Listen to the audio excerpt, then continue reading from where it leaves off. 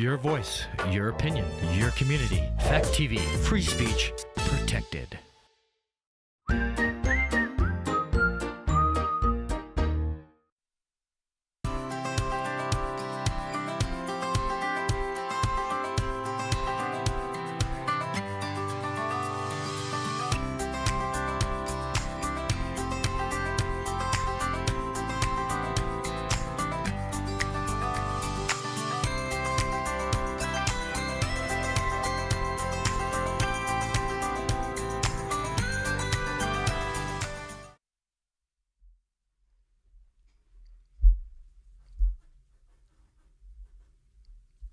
Hello, my name is Chris Roberts. Welcome to The Long Road.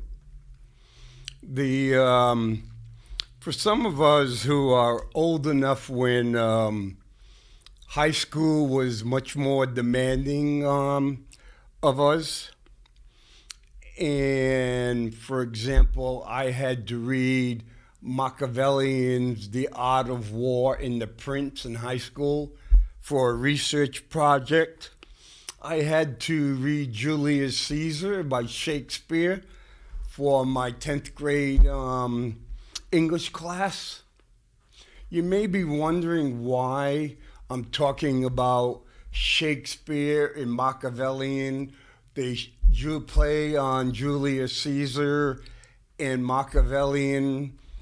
Nicole Machiavellian with his book, The Prince, and the other ones, The Art of War. No, The Art of War was, but The Art of War was also done by Sun Tzu. Okay, but the two books, The Prince and Julius Caesar, are so realistic. And if you had a chance to read those books and you would refer them to what's going on today, you would realize that both of these gentlemen, 300 plus years ago, really wrote the script for what happened over the past 2 weeks in the United States and in its political parties. One of the things I think that, I'm not upset that Joe Biden is no longer running for president. I think, and I still think that he has serious medical conditions that would prevent him for being effective for the next 4 years. When you look at the things, it's no guarantee he'd be alive 5 years from now. No different than Donald Trump. Donald Trump, his age, his health, his demeanor. As I said before, I don't think either one of them should be running for president. I don't think either one of them are some of the best that America can offer. But if we've learned something over the past 2 weeks, especially last week, I spent 12 years up in the State House. Politics is not about the average voter. Politicians really don't give a damn about the average voter. They just want our money, they just want our vote, and they just want us to buy a sticker or a sign. It used to be those signs were free, but no, you want to put a sign in your front lawn? Here it is. Pay $25 for it and you can put it on your front lawn. Okay? You can go and say, no, that's not the way America works. America is a democracy and the people have their say. No, America is not a democracy. America is a republic. And in a republic, we don't have our say. We go, for example, we elect a senator from New Hampshire, Senator X, to go to Washington, D.C., and so 1 million people in New Hampshire vote for Senator X to go to D.C. to be our voice. But as soon as he or she takes the oath of office, our voices disappear. We no longer have a voice. You can say, nope, I'm being down on American politics. I'm down on a lot of the people in American politics. There is no question whatsoever the vast majority are bought and sold. If they're not bought and sold by donors, they cut a deal saying, hey, Mr. Trump, I'll support you. What am I going to get pro quo? Goes back and forth. Hey, you know what? If I can get an ambassadorship for a couple of years, I can be an ambassador. And then I can go back into the private world. I can go get a government job, be an undersecretary here and undersecretary there. Hey, that's my payback. So I do a couple of years as working for the president as one of his undersecretaries. Then I go back to the civilian world. I get a heck of a lot more money. So that's why after the midterm elections, a lot of the people who are serving as undersecretaries and some of the secretaries say, okay, I'm out of here, and they're replaced. It's a quid pro quo game, and that's how they play. And you go in and say, well, no. These are great Americans. They put America first. Do they put America first?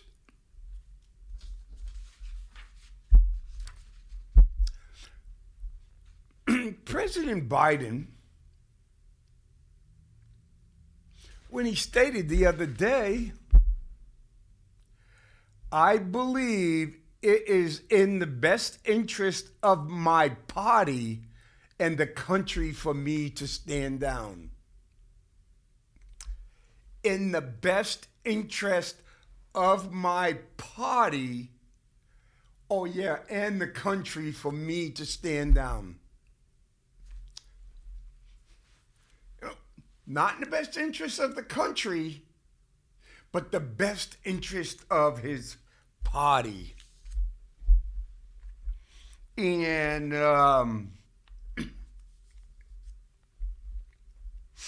and so sometimes people get so arrogant. Okay. On Tuesday, in early July, 75 wealthy Democrat political donors gathered on a Zoom call to discuss the path forward for President Joe Biden after his debate performance. Only one of the donors said they thought Biden should stay in the race. This person said, all the others made it very clear that they believed Biden needed to drop out of the race if the party wanted to beat Donald Trump. Person who spoke to CNBC for the story were granted immunity to speak freely on a sensitive matter. Since then, big money donors who funded either the Biden campaign, his allied political action committees, or the party at large have launched a lobbying campaign aimed at senior Democrats in both the House and the Senate. Their goal was to convince lawmakers to publicly call on Biden to end his re-election campaign, according to over half a dozen people familiar with the matter. Many of these donors laid their position out in stark terms.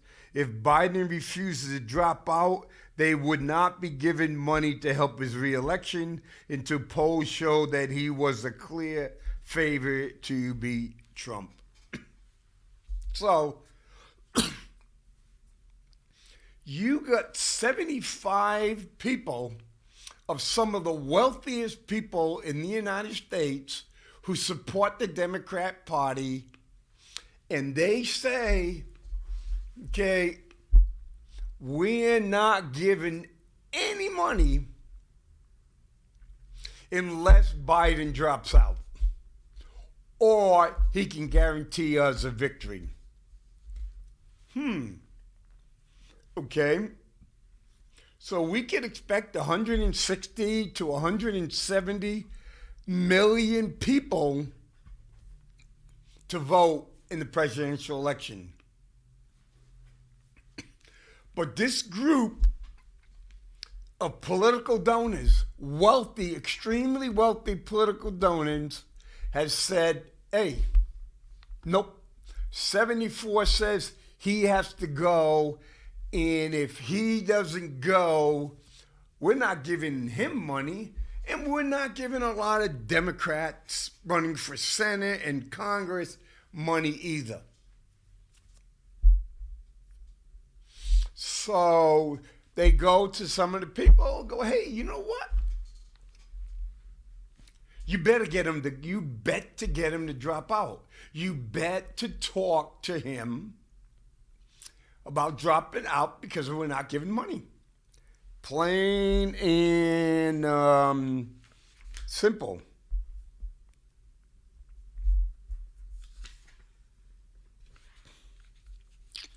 And here we go. This is where the Julius Caesar part will come in. Remember, just 2 weeks ago, a fatigued Biden got on national TV and pledged that he was staying in the presidential race unless God himself intervened. It depends on if the Lord Almighty comes down and tells me I might do that, tells me that I might do that, Biden told ABC George Stephanopoulos.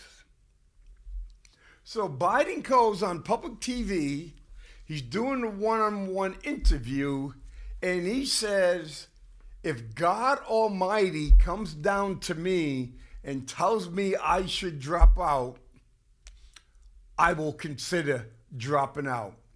He didn't say he was going to drop out, but he says he would consider dropping out. But it turns out that the trinity of Barack Obama, Nancy Pelosi, and Chuck Schumer are more powerful than Biden's God Almighty, especially with the backing of the big money donor class and the Hollywood hotshots. A Biden family told the New York Post, how top Democrats in a calculating campaign to remove the president threatened him with a 25th Amendment in a palace coup. So, Chuck Schumer and Nancy Pelosi are no spring chickens themselves. They're basically, almost the same age. Well, I think Nancy might be a little bit older. I don't know off the bat. But they were being quiet. But most of the money that goes for House campaigns and everything used to run through Nancy when she was a speaker. She still had pretty much control. And basically it was, if you want Nancy to support you, you got to raise money. You got to give money to Nancy's campaign committee. And it goes back and forth, playing the game. So Nancy Pelosi and Chuck Schumer, who is saying, yeah, we support Biden. It's Biden's decision. We should not be forcing him. Then all of a sudden, they get spoken to by this small group of people who says, we're keeping our tens of millions of dollars in our pockets until he drops out. But he wouldn't take the message. So they go, hey, I guess we're going to have to 25th Amendment you, Joe. You know who kind of plays in that game too? The Vice President has a very important role in the 25th Amendment. The Vice President also has a very self-serving position in that role because the Vice President gets to take over, kick out the boss. I'm the Crown Prince or the Crown Princess, and if the king is taken out, the Crown Prince or the Crown Princess takes over.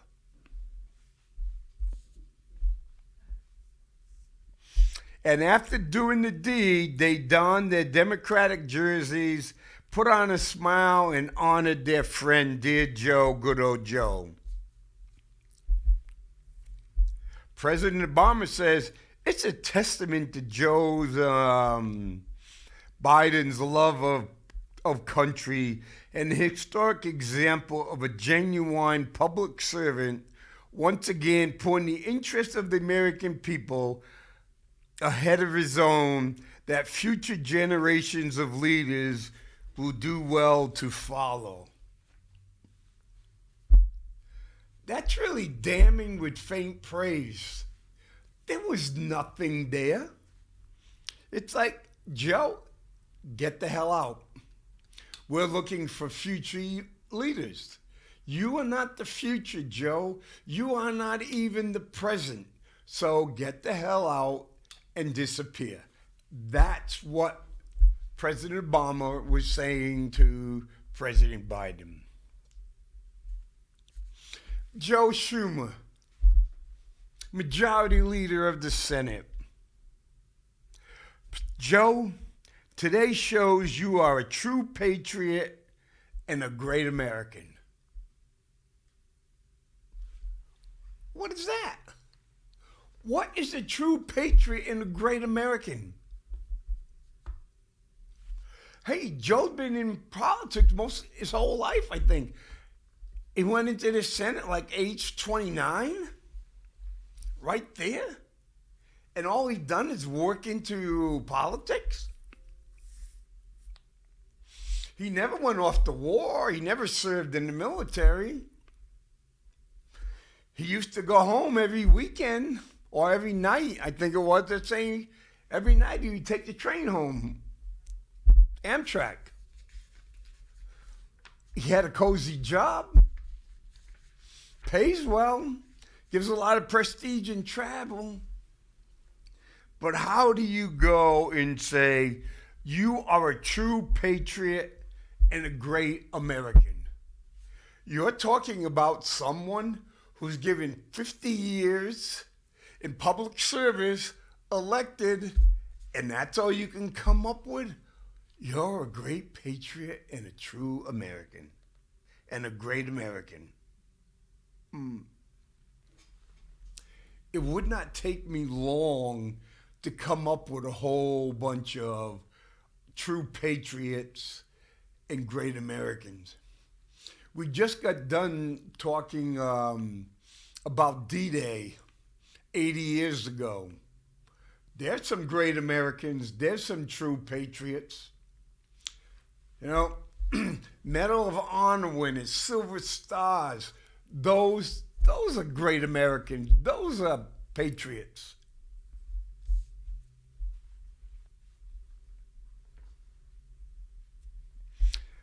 And says, meanwhile, we all know that behind closed doors, they were likely calling him four-letter words not suitable for family people. The media followed suit. Van Jones cried on CNN and said Biden showed patriotism. If Biden goes and says, I'm quitting my candidacy for president of the United States for the better, because it's in the best interest of my party, how does the best interest of my party shows patriotism? That was political expedient. What he was being forced to do was politically expedient. That had nothing to do with patriotism, because actually it was anti-democratic. It was anti-Republican, not the party, but us being as a Republican, because you had millions and millions and millions of people even thought it was a rigged primary, not allowing other people in and setting it up so Joe would get the votes that he needed up front, screwing over New Hampshire, saying, New Hampshire, you can't have the first in the nation primary. And then this group gets together saying, hey, it's the money. We got to get the money. We got to get the money. What about those 11, 12, 13, 14 million people that voted for Joe? Who? Well, don't remember. Because most people do not understand that primaries almost all the time are run by state and federal organizations. They set their own rules in everything. For one, it's saying, hey, yeah, we're going to vote on this day, then they change their mind to this day. They can change their rules anything they want. The people going out and doing that, it's a dog and pony show.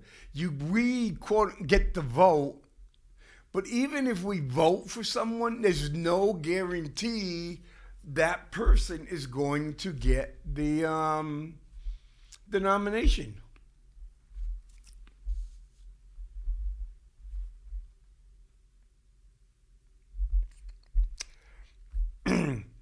New York Times,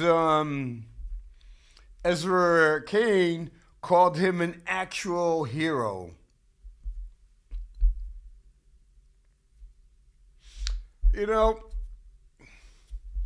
Maybe because I spent 21 years in the Marine Corps, I have no grasp how you take an individual where people around him are forcing him to quit, so he quits. Is that a heroic action? No, it's not a heroic action. Because to be a real hero is to stand against the wave, to stand against the people that were trying to make you do something that you didn't want to do.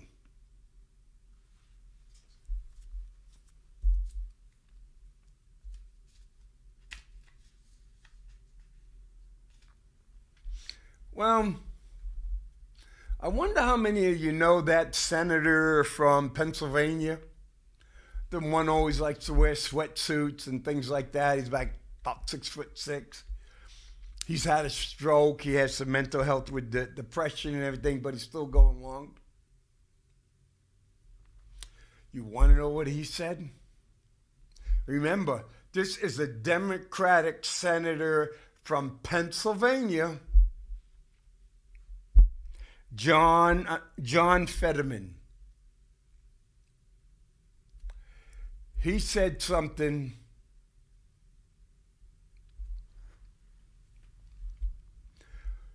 Julius Caesar turns around when all his political supporters got around and stabbed him. They believed if we all get together and stab him, we're doing it for the best of the country. We're doing it best of the party. And Julius Caesar said, when he turned around and saw his best friend stabbing him, and he goes, "You too, Brutus." He looked Brutus in the eye and said, "You too, Brutus."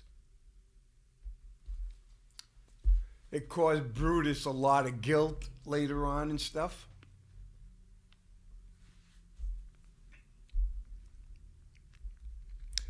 John Fetterman, and this is going to be Senator John Fetterman, this is going to be worth repeating at least twice. Spare me the soaring accolades from the people with their fingerprints on the blade in our president's back. Again, spare me the soaring accolades from people with their fingerprints on the blades in our president's back. No different than Julius Caesar. After Julius Caesar was stabbed in the back and all over with all these knives, all the people that inflicted a stab wound on Julius Caesar came out and said how much of a great person Julius Caesar was, what he did for Rome, what he did, all this other kind of stuff. But we were doing it for the country. Or we were doing it for the party. So, no, they wouldn't. Plain and simple.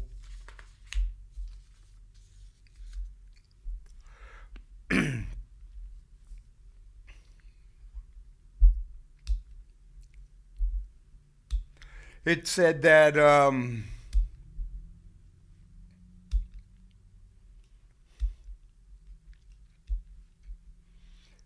the way groups laid there. Former Secretary of State and Senator Hillary Clinton, President Bill Clinton, campaign and media mogul Jeff Katzenberg all pleaded with the donors. And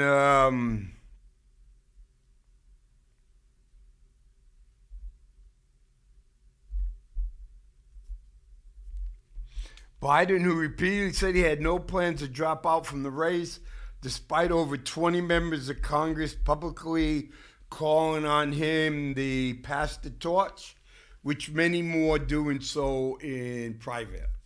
So what you do is you get the people down here, they're kind of like the privates and lance corporals. You're sending them to the front line to go out to see what, test the waters, test the enemy's strength. While the bigwigs who are running the show, who are making determination, they're biding their time to go which way it will go to protect, so they do not put themselves in jeopardy.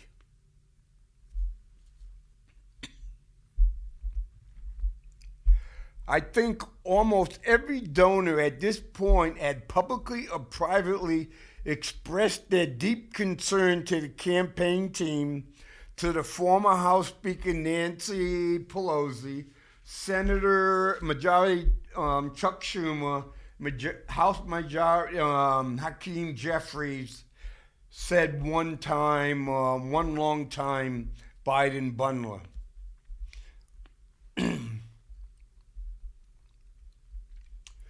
While Biden doesn't really care what donors think, the leadership does because of the potential impact down ballot.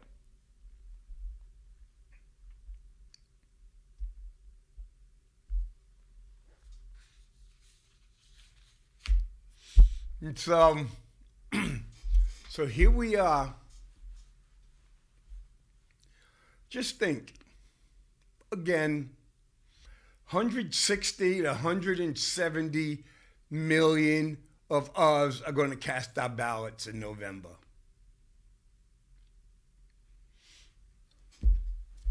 And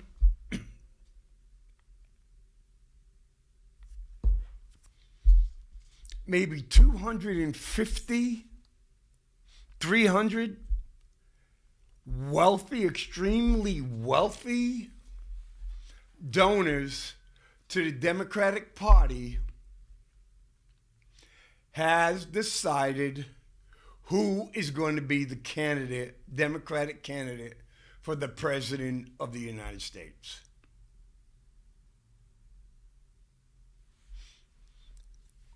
You can say, no. They don't have that much power. George Clooney has more power over the presidential candidate than all the Democrats in New Hampshire. Every single Democrat in New Hampshire who thought they had the power or they could take a part in nominating someone for President of the United States, gone. It's all been an illusion. George Clooney comes up and says, hey, this is wrong. He's got to go. Since when does a multimillionaire actor has the right to come to us and say, I don't like him, he's got to go? We're talking, we're going to use this as an analogy. Okay, we got one big group over here saying Donald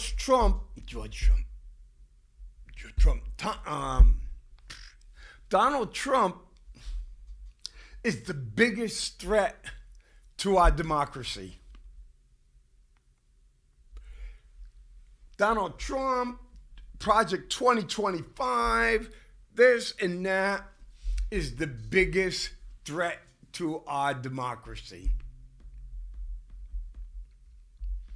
Oh, is he a threat to our democracy? Yes. Almost any political leader that goes into the office of the president is a threat to our democracy.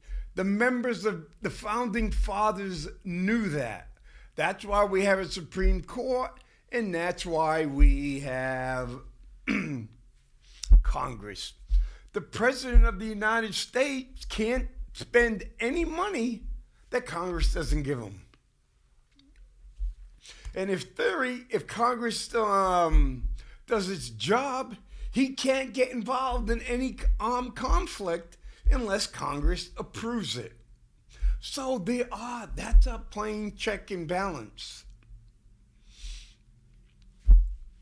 Okay? But just think. So we got 330 million people. As I go look in this thing, so it's kind of like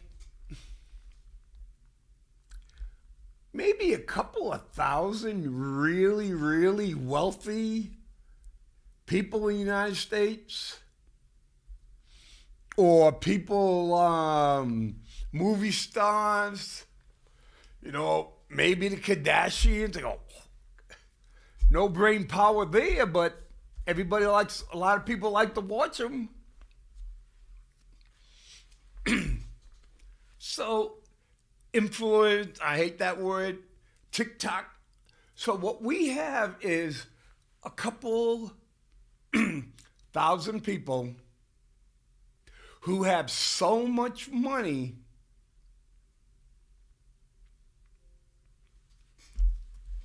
they make the determination where that money goes, for which person it goes. If they don't like you, it doesn't matter how great a leader you are. It doesn't matter how ethical you are. It doesn't matter how moral you are. And it doesn't matter how crappy, lacking in leadership you are. It doesn't matter if you're immoral, unethical. Nope, doesn't matter.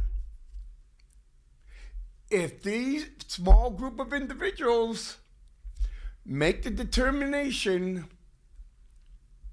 that you are in their best interest, you're going to get their millions.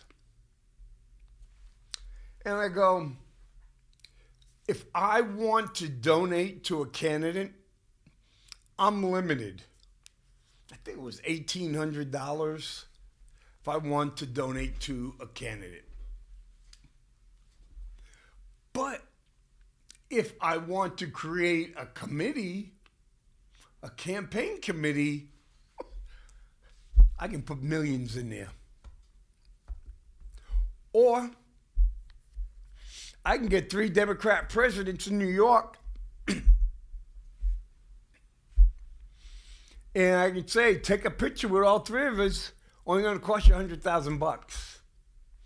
Hey, come to Hollywood where you get all the big stars and go, hey, for $25,000 a plate, you can sit down at the table and listen to the President of the United States give a speech. Hey, I'm a big donor, and I'm just going to buy 2 tables for my employees or my family members. Oh, crap, that's $500,000. No big deal, write it.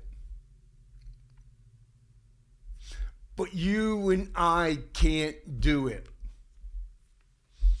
Or you and I can't show up in these 25,000 or 52,000 per plate dinners. You and I cannot donate money to get our pictures taken with the President of the United States. So, yes, there's no question it was a palace coup, just like in Machiavellian, showing that when the leader shows signs of weakness, the leader must be taken out. No different in the pride of lions. As long as the king of the pride is doing its job, delivering for the rest, everything's good to go. But he just stops getting a little bit lower. The knives, the fangs start coming out.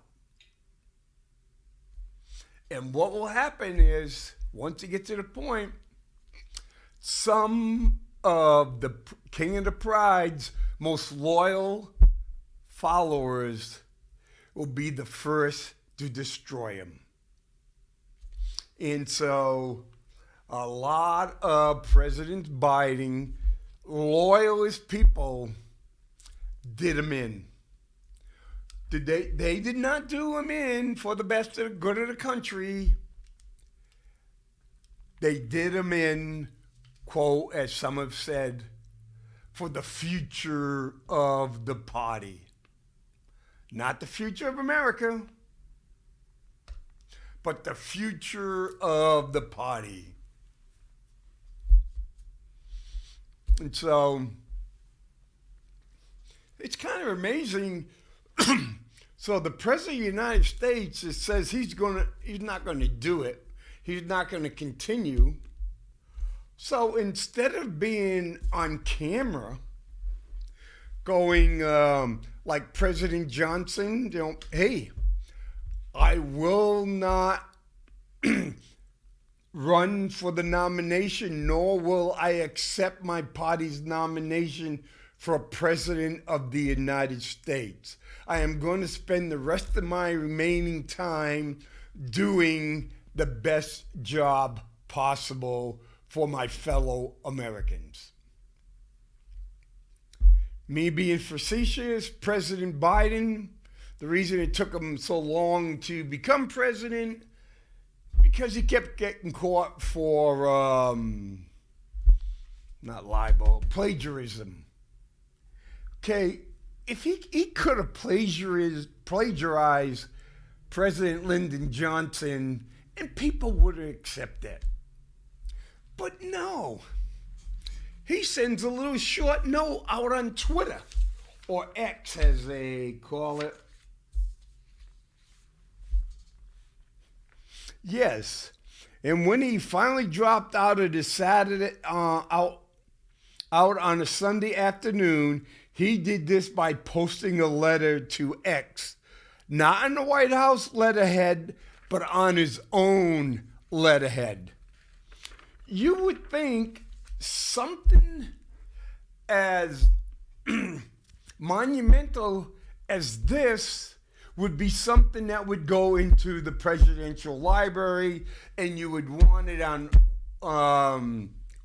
White House letterhead, not just old Joe Biden stationery.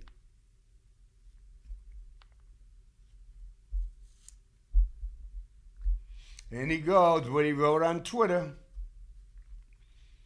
I believe it is in the best interest of my party and country for me to stand down and to focus solely on fulfilling my duties as president for the remainder of my term. Again, what the hell? This is something you go out in and say, hey, the president has something to say, and then basically every single newscaster and all that, all the TV shows and everything, we now interrupt the scheduled program for a very important announcement. Once the announcement is over, we will return to regular broadcasting. But no, on Twitter, on X, then he followed up on X with the endorsement of Kamala Harris, who seemed ready to cruise to the candidacy by coronation. But no one is fooled. The country is already worthy for months of being lied to by many in the media, the administration, and don't forget Harris, who assumed us that Biden's disastrous debate that he was in fighting form. So yeah, they all showed up. There's even people showing, hey, had one in here said, oh, he looked really bad in 2019. And why didn't they not say anything? Oh, right here. The public saw his mental decline years ago. Even fellow Democrats are pointing it out 5 years ago during the 2019 Democratic primary debates.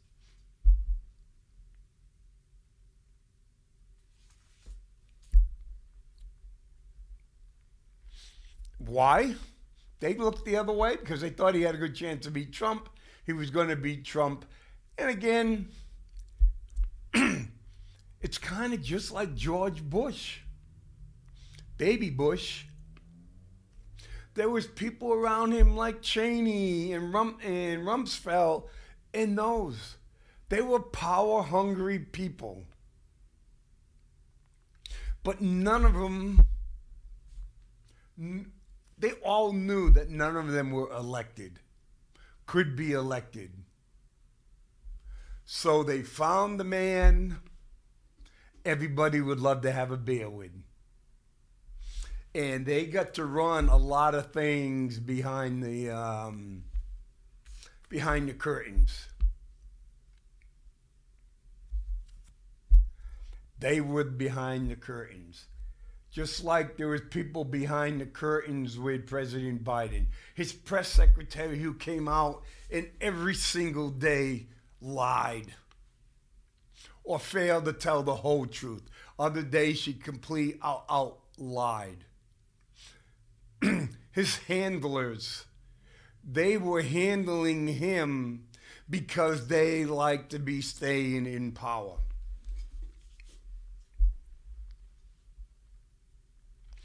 So, again,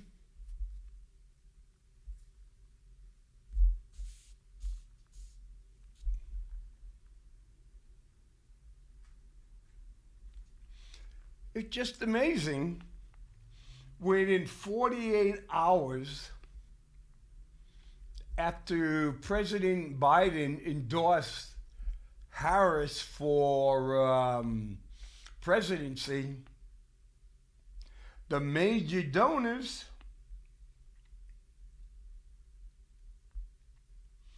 received the Politico reported Monday that the Biden allied Future Forward PAC received $150 million.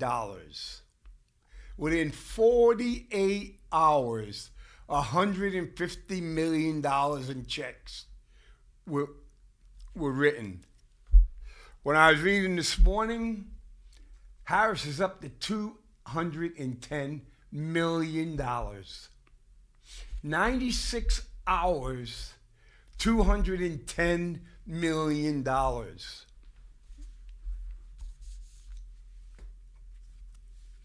So, this is the biggest threat to our democracy, to our republic. This small group of people are buying our politicians, are determining who could be our next president. They're not doing out of love of Joe or Kamala. They're doing it because they're extremely wealthy because they make good investments. This $210 million in 96 hours is an investment. They plan to recoup their money over the next 4 years. They're planning on recouping their investment and making more on it. They just don't give money away. And so, the Republicans are no different. But this time, the Democratic Party and that Democratic small group showed their arrogance unbelievable. They did not even have the common courtesy to hide behind the curtain like the Wizard of Oz. He hid behind the curtain. If you do it right, you hide behind the curtain. These guys were so arrogant, they weren't hiding behind the curtain. They were so desperate for that money, they decided, we're going to decide who is going to run. This is our nominee. This is not the American people's nominee. This is not the people who vote in the Democratic Party's nominee. It is our nominee. If they didn't want Joe, why did they change the primary rules? They could have let the guy go out with dignity. But no, he's not a poetic hero. He's not a great American. Okay? What he is, he's an 81-year-old feeble man no different than a lot of 81-year-old people in the United States. His physical and mental capacities got to a point that he can't function. It came a while ago that he could not function effectively as the President of the United States. But going forward, there is no question in anybody's mind that he can't he cannot be an effective president. So like I said, the power people up here decided to, who cares what the American people, all our Democratic voters said, hey, Biden is no longer any use to us. He's gone. We're no different than a streetwalker. We want to take the money.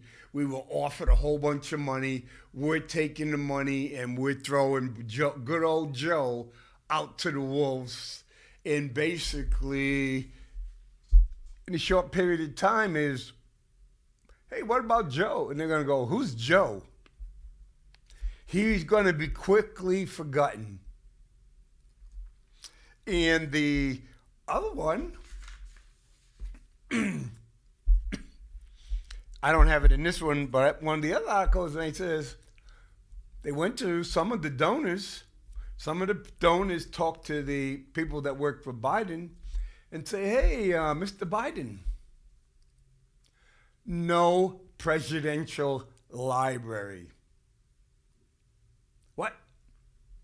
Yes, presidents like the presidential library. And most of that is funded by multi-millionaire, billionaire donors. So they went to this 81-year-old guy and said, if you run for president of the United States and you lose, we will ensure that you will never get the funding for your presidential library. And if you don't get the funding for the presidential library, you have no legacy. No, they wouldn't do that. The only president from New Hampshire to be president of the United States is Franklin Pierce, 14th president. Well, Franklin Pierce, back in then when they had the party bosses and open conventions and all this other kind of stuff, they go, Franklin, you're not getting the nomination for re-election. What? Nope. You're not getting the nomination for re-election. So now Joe Biden will end up being the second. So now we look at Franklin Pierce. Oh, he does have a little statue up at the State House. And you ever go to little Franklin Pierce's birthplace? It's probably one of, it's got some kimono and something, yeah. But it is one of the lowest low-cost ones for presidents. And so Joe doesn't get the library, Joe gets a Franklin Pierce legacy. And it's really tough to call it a legacy if people forget you. And that's the way Machiavelli will tell you. When you show a weakness, they'll take you out and they will make sure you are forgotten. Because sometimes a memory can be just as dangerous as the king being there. That's why some of them try to go out and wipe all existence of that king, that leader.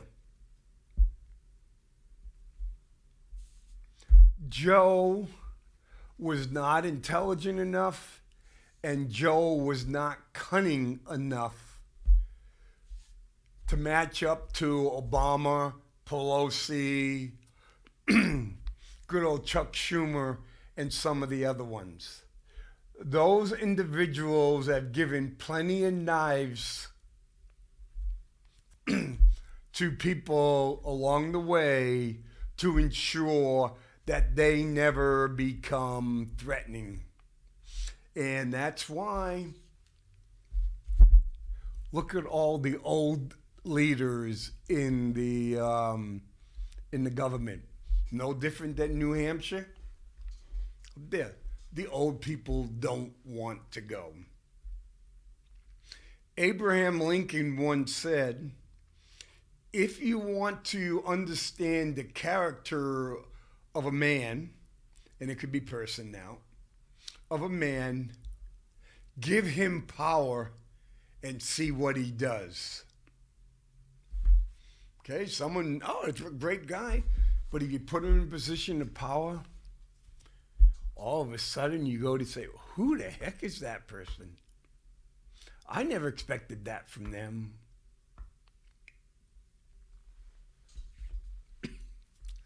But there's another one, and I can't remember who said it. If you want to see the true character of a person,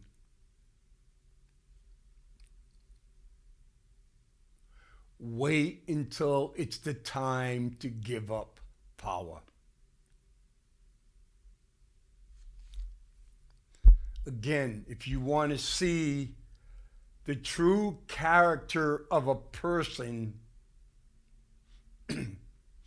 wait until the time comes for them to give up power. Companies have failed because people wouldn't give up, CEOs and bosses wouldn't give up power. There's been political disasters, whole bunch of mistakes made because people wouldn't give up power when the time was right. They refused to give up power. They killed off their enemies. They killed off anybody that was willing, that could come in and take their power. You see the worst atrocities when it's time to give up power. Very few go willingly.